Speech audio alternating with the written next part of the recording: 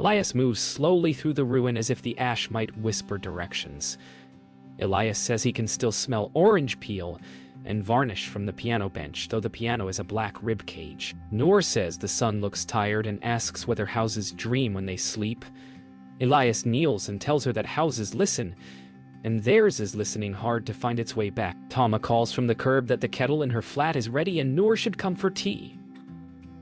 Elias thanks her and searches for the tin that held Layla's spare film reels, the habit that kept their birthdays golden. A firefighter returns a melted doorknob, apologizes for the way he'd erase a card with lines for case numbers. Noor tucks it like a secret into her sleeve. Elias turns over a shard of mirror and sees 3 faces where there are 2, a ghosted Layla behind them. He whispers that he will fix it. The ash explains nothing, but it settles like a promise waiting to rise. In the spare council shelter that smells of bleach and oatmeal, Elias sits with Noor at a folding table and draws their old rooms from memory. Elias says the hallway bent like a gentle elbow, and Noor always raced the evening light to the kitchen, sliding in socks. Noor says the kitchen laughed when Layla baked, and asks whether a house can laugh without a mouth. Elias traces the piano against the back wall as a simple rectangle, and leaves space above it, where all the birthday flags used to hang. Tama arrives with a paper bag of roasted peppers and says that peppers remember fire and still give sweetness. Elias checks the insurance forms and feels his jaw ache where words used to be a safer trade. Noor taps the table and declares that the new house will have 3 secret places. Elias tells her that secrets can be safe if they are shared in time. He signs his name and watches the ink dry like slow weather. Noor sleeps under a scratchy blanket while Elias lies awake, counting the small creaks that a strange building makes. He remembers Layla adjusting the projector during storms, her voice saying that images are boats we launch to carry nights across. Elias whispers that he failed to pack enough boats. He studies Noor's face in the sodium glow and tells the dark that he cannot let her know how fear travels like static. Tama knocks softly and hands him a tiny radio that catches late-night classical, then sits and tells a story of the Bulgarian house that burned when she was a girl, and how her father built a new roof with the neighbors before they neighbors grieved. Elias says he wants to deserve that kind of help, but pride gets in the way. Tama says pride can sit at the table if it brings bread. The radio violin climbs a staircase of notes and rests with them. Morning makes the shelter feel like a place that pretends to be permanent. An insurance adjuster in a crisp jacket sits opposite Elias and asks for lists of lost items in a tone without edges. Elias answers that items do not feel like the right word for his mother's recipe tin, or the small ridges on the piano keys where Layla's ring wore the paint. Noor counts on her fingers and says there were 32 flags in the birthday garland. The adjuster types and says non-essential items can be listed later. Tama leans against the doorway, gaze steady, and says that essentials mean breath, broth, and stories. Elias thanks her and forces his signature to stay steady. When the adjuster leaves, he tells Noor that they will rebuild in pieces, and that pieces can be beautiful if they are honest. Noor nods and says she will start with a flag, just one, because a parade only needs a beginning. Rain returns at dusk, a shy knock against windows. Elias and Noor climb the stairs to Tama's flat, where soup waits in a heavy pot, and a thin quilt smells like lavender. Noor asks whether Rain forgets where it has fallen before. Elias says Rain remembers everything and decides where to go by listening to roofs. Later, when Noor sleeps on the sofa with one paper flag in her fist, a knock at the actual door sounds unlike neighbors and unlike officials. It is careful, measured, carrying a rhythm that belongs to someone who asks permission before entering the worst of rooms. Elias opens to meet a woman in a dark raincoat with a satchel the color of roasted chestnuts. She says her name is Maya, and that she was at the site today. She lifts a scorched metal case with both hands the way one holds a sleeping bird. She says she believes this belongs to him. Maya sets the scorched metal case on Toma's small dining table as steam from the soup curls like a blessing. Maya says she works with a recovery nonprofit and combs safe zones after fires for anything that looks like a thread someone might still hold. Elias stands with rain in his hair and admits that his hands feel wrong around miracles. Tama pulls out a clean tea towel and tells everyone that good things prefer the feel of cloth. Noor wakes with a start and asks whether the box can hear them. Maya kneels and says she speaks softly to all boxes, and most of them answer. Elias touches the blistered lid and says the piano once held a secret space, big enough for a baby bird. Maya says the weight feels like film and something small in wood. Noor says Layla loved birthday films. The latches resist and then surrender at a patient pace. When the lid lifts, the room leans toward the gleam of a Super 8 reel nested beside a carved wooden key. Elias takes the key and feels the smoothness where thumbs have learned a path. Elias says the grain looks like walnut, and that Layla loved walnut because it warms with skin. Noor asks whether the key unlocks their old house if they hold it against the right wall. Tama laughs softly and says some doors are carved inside people, and the key knows where to go. Maya explains that she found the case wedged beneath the piano frame, protected by a fallen beam, and says she cleaned the reel by hand with isopropyl and cotton buds on the steps outside to keep dust honest. Elias says the last time the projector ran a thunderstorm shook the windows and Layla called lightning applause. Maya asks whether they have a sheet or a pale wall. Tama lifts a white quilt and says it has served for ghosts and lullabies and can handle a film. Noor claps once, small and careful, like calling a ship to shore. They black out the window with the quilt and an apron, and the room reorders itself around the square of waiting wall. Maya sets a compact projector on a stack of dictionaries that Toma says will finally graduate to cinema. Noor insists on switching the lamp on and off until the bulb glows with a loyal hum. Elias winds the reel, breath steadying with each turn. Elias says the smell of warm dust is the smell of weekends. Maya smiles and says film is a patient animal that comes when called with light. Toma switches off the lamp and the projector throws graining across their faces like soft weather. The first frames shudder and catch, revealing a birthday table from years ago with Layla laughing at a cake that drips wax like tiny glaciers. Noor recognizes her own infant cheeks where flour has been dabbed into moons. Elias reaches for the air where the cake would be and misses by an inch that already feels kinder. The reel carries them through winter mornings and small vacations by gray water, through Layla demonstrating a student experiment with food dye that blooms like thoughts in a jar. Elias narrates without knowing, saying where the camera sat and who knocked at the door, and where the scratch on the table came from. Noor whispers that the film remembers her better than she does, and asks whether remembering hurts the film. Maya says memory is elastic, and film is a kind of skin that forgives many stretches. Tama watches Elias carefully when the footage reaches the piano, Layla at his side, both of them playing with one hand each. Laughter tangling. The image flickers and a short section shows a dark shape under the keyboard lid, where a small notch seems deliberate. Elias breathes sharply and says the key belonged there, hidden above middle C. The projector thrum steadies him like an old friend who still knows the route home.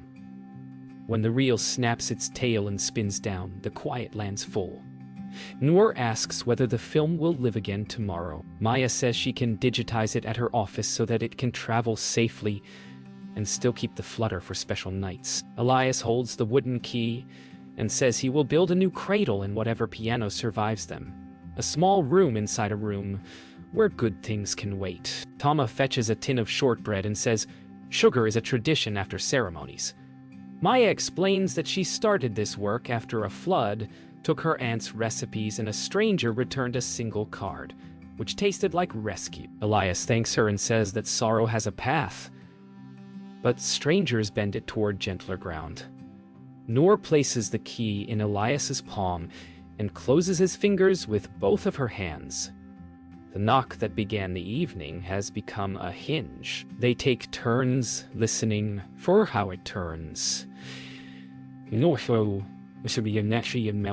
Morning presses a pale coin of light against Toma's kitchen window while the table turns into a workshop that smells of lemon oil and wet wool. Elias arranges small salvaged objects in a quiet parade and says the first thing to rebuild is the habit of making.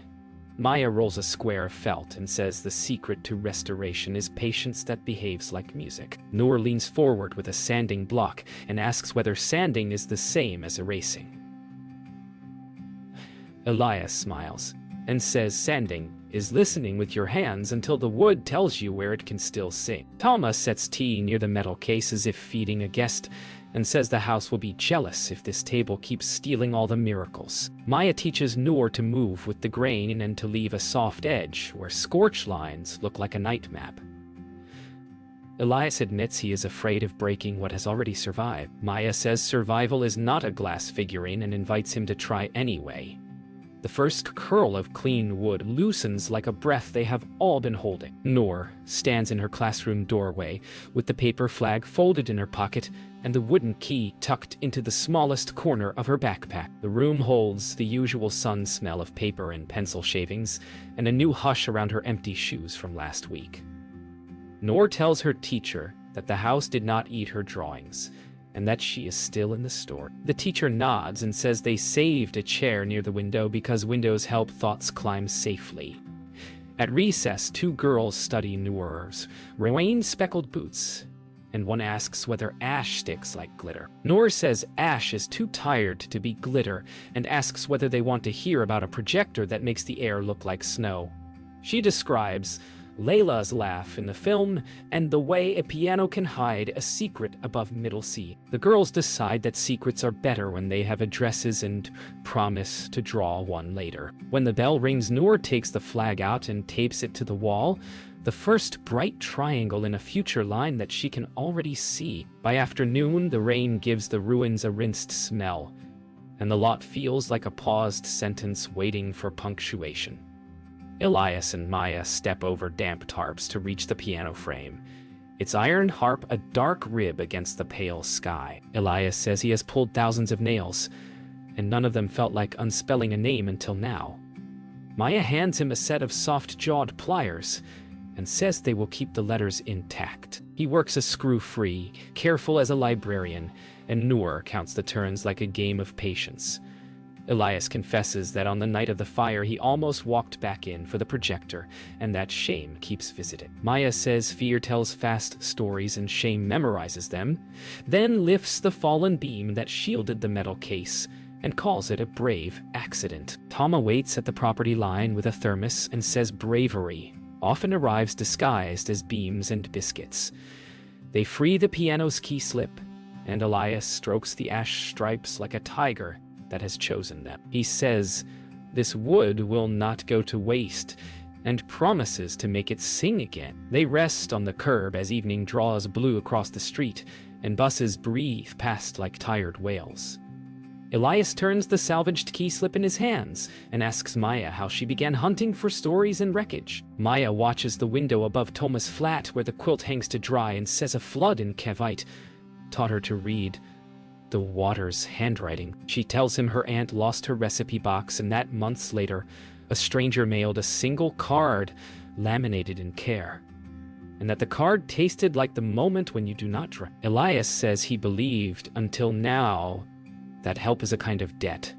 Maya says help is a door that stays open so that someone else can set their foot. Noor interrupts with a solemn nod and declares that doors should be taught to stay calm in storms. Toma joins them with bowls of soup that steam like kind words and says they are both right because an open door also needs a strong hinge. Elias looks at the key slip and admits he is not afraid of owing if the currency is time given back to other hands. Night folds around Toma's living room while the projectors sleep on the sideboard like a dog that knows it is love. Elias lays the piano's key slip on the table and planes it until a pale stripe appears, the wood's memory returning in increments. Noor lines up her paper flags and says a parade should practice before the street is ready. Maya marks measurements on craft paper and says they can build a small shadow box inside a drawer to cradle the reel when it returns.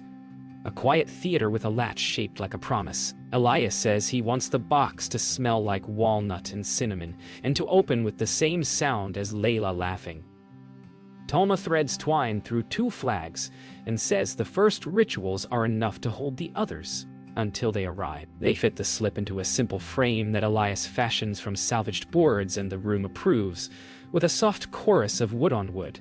Maya labels a jar, film, cloths, and Nora whispers that names help things not to get lost again. The house listens and learns the new names. Rorschach and Andrew is new names. Morning turns bureaucratic. The insurance office smells like printer heat and old carpet, while Elias waits with a folder that bulges with photographs and lists that do not confess enough. The adjuster says their preliminary review is incomplete, and another inspector must sign off because the electrical report shows inconsistencies. Elias answers that the only inconsistency is the way sleep leaves once a roof goes. Noor sits beside him, small shoes swinging, and whispers that she has counted 23 ceiling tiles, and one of them looks like a cloud shaped like a door. Tama folds her hands and says calm is a kind of tool, then asks the adjuster to write a date that is real. Maya leans forward and explains that a permit application for debris removal is stuck at the council, and offers to walk it there. Elias hears his voice harden as he says he can carry his own papers. Tama says pride is welcome if it shares a chair. Noor presses his elbow and says doors behave better when 2 people turn the knob. The adjuster writes a promise that feels like smoke on glass. Back at the lot, the skip sits empty because the permit rests somewhere inside a stack that has not learned their names. Elias pulls a tarp tight and says they can sort debris by patience if not by law. Maya says she will visit the council in person and smiles without apology. Elias replies that strangers cannot outrun the administration of his life. Maya breathes and says she is not running. She is walking quickly with purpose. Talma nods and says old cities have slow blood and strong hands are required. Noor crouches near the threshold where the kitchen once began and lifts a charred scrap that may be music. She asks whether the piano kept a spare heart. Elias snaps that the piano is a carcass that must be left to rest. The words land heavy. Noor flinches and places the scrap back, as if returning a fish to water. Maya touches Elias's sleeve and says, anger arrives like weather and can be mapped. He steps away and says he needs to be alone with work that refuses him. The street hears the decision and holds its breath. Afternoon turns thin. Maya disappears toward the council with her quiet storm of forms. Talma leads Noor upstairs to fetch cocoa and leaves a thermos on the stoop, for when Elias remembers warmth, he does not. He circles the piano frame and the air around it feels like the night of the fire, a ring that traps. He hears Layla in the recorded film say that middle C is where maps begin, and the memory cuts at his ribs. He pulls at a jammed board until a splinter runs beneath his thumb and he curses softly in a language his daughter knows. He says to the empty yard that he should have saved the projector first, that he should have known the sound of a wire dying. The wind answers with a dry hiss along the harp. He lifts the key slip they cleaned and almost throws it, then cannot. Noor peers from the gate and hears the curse. She takes in his clenched shoulders like a map of danger and turns away, small jaw set. The quiet that follows is the sound of distance, growing on purpose. By early evening, Noor is missing. Talma returns from the kitchen with 2 mugs and the room discovers the absence like a lamp that was silently unplugged. Elias calls her name into the stairwell and his voice comes back thinner. He runs to the lot and finds small prints in ash, heading toward the alley that leads to the council's storage yard, where damaged items wait for their last decisions. Maya arrives breathless with a stamped permit and sees the panic before the paper can matter. She says she checked the yard earlier and a crate held fire debris cataloged from their street, including a music box that looked burned but not broken. Talma says Noor would go where music sleeps. They hurry through blue air that smells like rain without commitment. Elias calls again, and the alley gives up nothing. He tells the dark that he will not fail twice. Maya says they will search methodically, then points to a gap in the fence where a child could fit and where ash marks the wire like soft fingerprints. They find Noor in the storage yard under a corrugated eave where rain begins to drum. She sits with a charred metal music box in her lap, fingers filthy and gentle, trying to turn the bent key with a paperclip. Noor says the music is stuck and needs someone small to ask it nicely. Elias kneels and says his voice does not deserve to lead at this moment and asks if he may follow hers. Noor nods and says the song once made Layla cry in a way that was good. Maya uncurls a tiny screwdriver from her multi-tool and says songs, except apprentices. Tama stands watch at the gap like a lion with knitting needles for claws. Together they ease the lid, and the first thin notes tremble into air that tastes like tin and rain. Elias tells Noor that anger is not a home, and that he will not speak to her like a door that needs kicking. She says she believed he would find the song. He says the night of the fire he carried her out and left the music, and today she carried the music and brought him back. Night hushes the street until the projector's soft whir invents weather. Maya dims the lamp and says she found a splice on the leader that looked like a secret folded into time. Noor settles against Toma's shoulder and whispers that secrets behave if you give them a pillow. Elias steadies the focus. The image blooms Layla in their old kitchen years earlier, 32 and candle warm. Holding cue cards she flips with teacherly ceremony. Layla smiles, and the first card reads that future nights get dark, but are not the same as endings. She flips another that says the piano hides a second room above middle C for when courage needs a drawer. Elias laughs once, a sound with edges, then softens as Layla holds up a tiny walnut sketch of the key he now grips. Her last card says that love is an instrument you tune with neighbors. The reel clicks and halts on Layla's face mid-breath. Maya says the film carried a map. Noor says Mama wrote it to our tomorrow. Tama wipes her eyes and calls it a ration of light. Morning unspools with the kind of clarity that follows storms. Maya places an envelope on the table, corners softened by pocket miles, and admits a donor has been covering lumber, permits, and the rental for a kiln dry session. Elias bristles, then exhales. He asks who believed in them before they deserved the bet. Toma pretends to rearrange mugs and says it is impolite to point at generosity. Noor says impolite is smaller than thankful. Maya slides the letter across. The handwriting is square and neat for the next roof. Signed Pitar Petrov, dated a decade ago, with instructions that the fund be used when a neighbor's sky falls. Toma's hands hover, then land. She says her late husband sold his boat and asked her to wait until someone needed it louder than they did. She had asked Maya's nonprofit to move quietly, because pride is a bird that startles. Elias reaches for Toma and calls her the hinge Layla promised. Maya smiles and finally lets her shoulders rest. By weekend, the empty lot changes its grammar. Chalk lines stitch the ground, sawhorses bloom, and neighbors arrive like a chorus, trying parts. Maya posts a hand-lettered sign that reads "Workshop for All" and adds smaller words that say, "Bringing you your hands and stories." Elias divides salvage from purchase and shows teenagers how to read grain, how to ask a board where it wants to rest. Noor becomes foreman of flags, pinning bright triangles between joists until the sky grins. Tama sets a stew to simmer in a borrowed stock pot and tells the youngest to stir when they want to feel big. The first workbench rises square. The second inherits its plum from laughter. A retired mason levels pavers.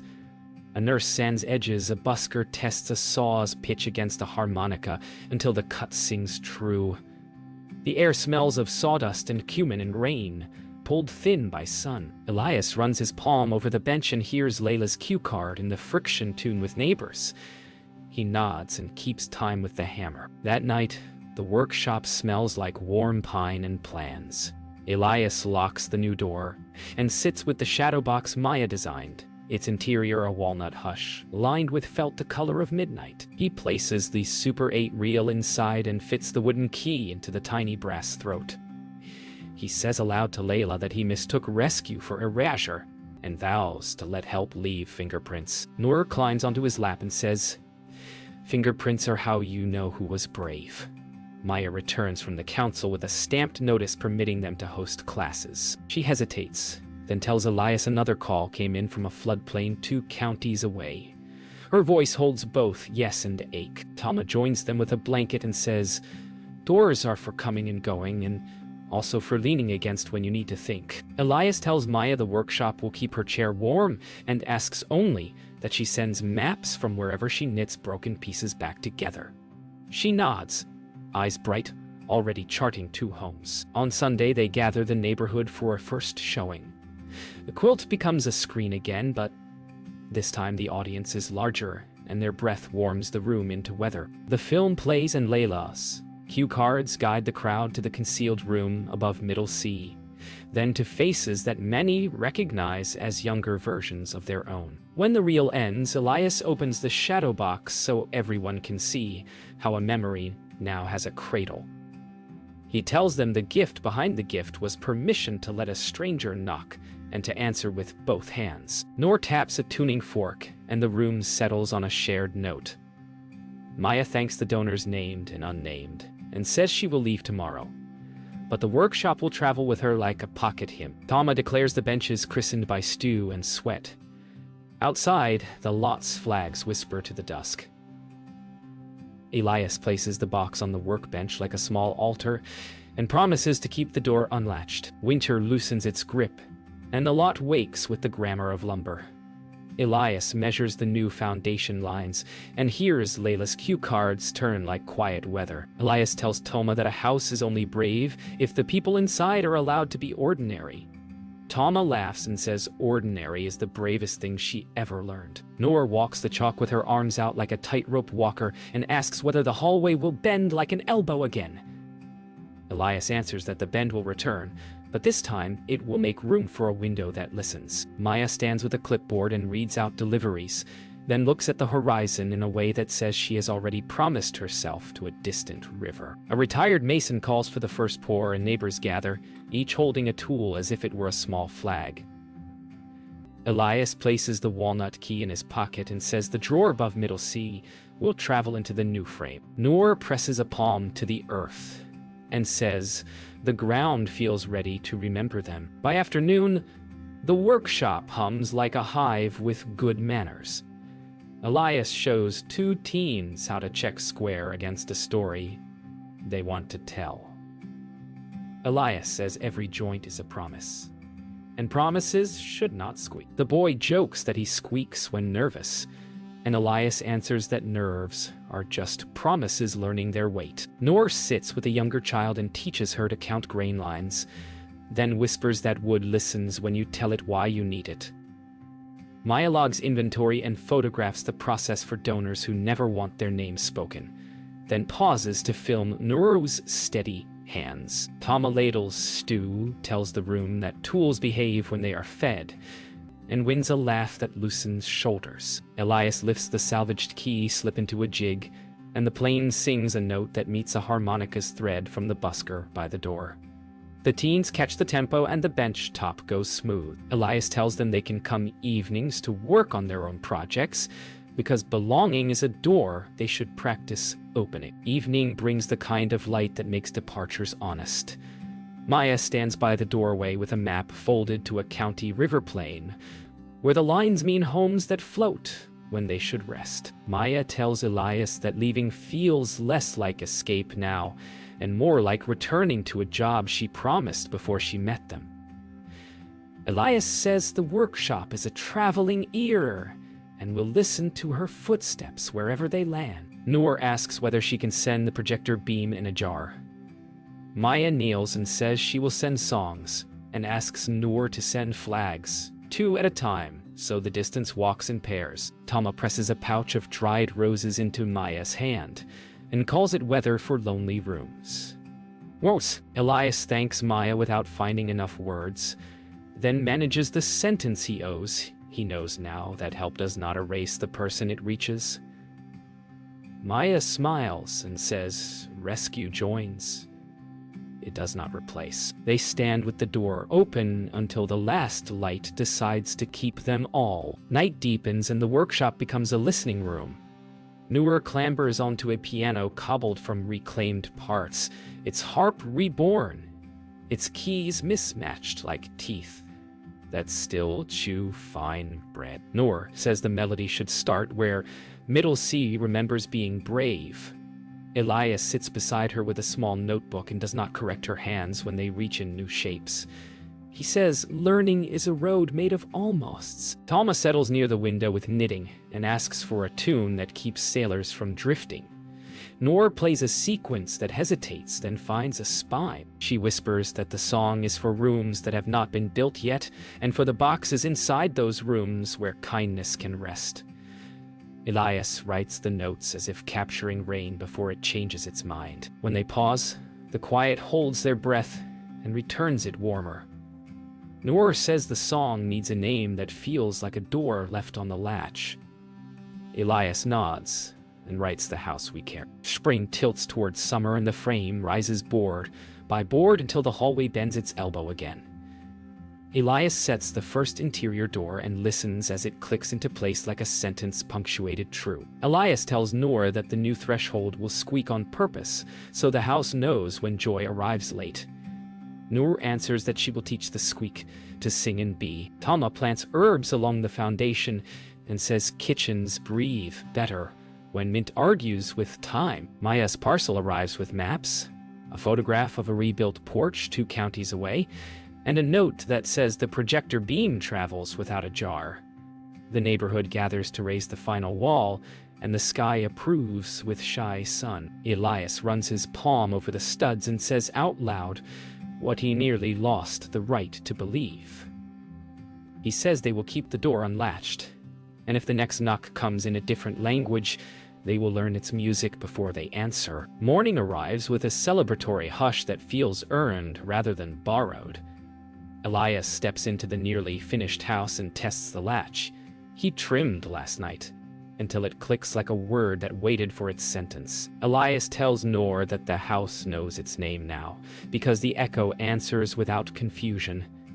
Noor taps the rebuilt piano and says, "The song needs a second verse that remembers rain kindly." Tama fusses with trays and declares that guests here love first with their noses, so cumin will lead and mint will follow. Maya walks in carrying a box of program sheets and pauses, as if listening for something only she can hear, then says the walls carry their own low music. Elias asks whether she will stay through the dedication, and she laughs that leaving without a final chorus would make bad weather for months. Noor stands in the doorway to the street and announces that the day itself is knocking. Elias nods and says they will answer together, then opens the door wide and lets the air choose its path. By noon, the workshop and house become a single organism with many hands. Neighbors move between stew and sawdust in a rhythm that feels like a city remembering a favorite step. Elias sets the quilted screen against the far wall and checks the compact projector twice.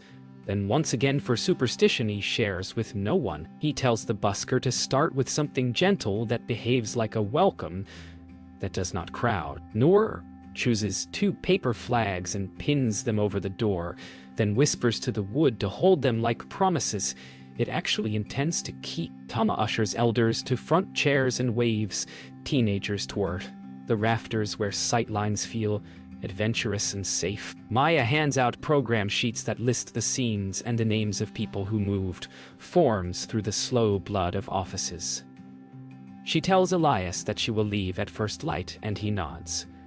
The acceptance clean and unafraid. When the hum quiets, he takes a breath that has waited months, lifts the switch, and invites the room to remember with him. The projector breathes and grain floats like patient weather. Layla appears again in the kitchen of the past, her eyes full of practical light, and the room answers with a sound that belongs to joy that has earned its own restraint. Elias narrates without planning, and the crowd learns how a notch above middle C kept courage on call. Noor sits in the front row, gripping Toma's wrist, whispering the cues just before they arrive. When the splice that Maya noticed reaches the frame, Layla looks into the lens as if she can see past fire, past paper, past the polite sorrow of strangers. She speaks in a voice they have never heard in a room this full and asks anyone holding this film to build rooms where kindness can wait without apology. Toma stands halfway and says the call is answered. The final image freezes on Layla mid-smile and the lamp winds down. The quiet that lands is full rather than empty, the dense quiet that follows a vow spoken aloud. Applause rises and falls like waves on a patient shore, then gives way to greetings and bowls and laughter. Maya steps to the doorway and the street beyond shows the pale sky of a traveler's afternoon. She says she will send letters and maps and short clips of rivers that forget and remember the same banks. Elias thanks her for arriving with a knock that did not demand, and for leaving with a promise that does not bind. Noor hands Maya 2 flags on a string and says distance should learn to walk in pairs. Toma folds a parcel of stew and bread into Maya's satchel and tells her to eat where the light looks tired. Maya hugs each of them with a different pressure, then pauses by the piano and touches the walnut key slip as if blessing a small animal. She says rescue is a circle, not a line, and asks them to keep it moving. Elias answers that the door will stay on the latch and the hinge will remain generous. Maya smiles, steps into the weather, and does not look back because trust is facing forward. Evening lowers with a lavender edge and the neighborhood thins to footsteps and the clink of cleaned bowls. Elias stands at the new door and feels the house breathe at his back. Noor plays the first phrase of The House We Carry and leaves the notes suspended like a welcome that has learned new patience.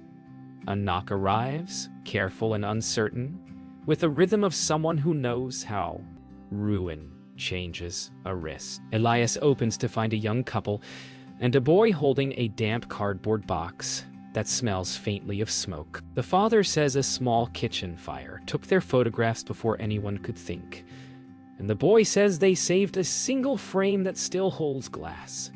The mother asks whether the sign about the workshop means tonight too. Elias does not hesitate.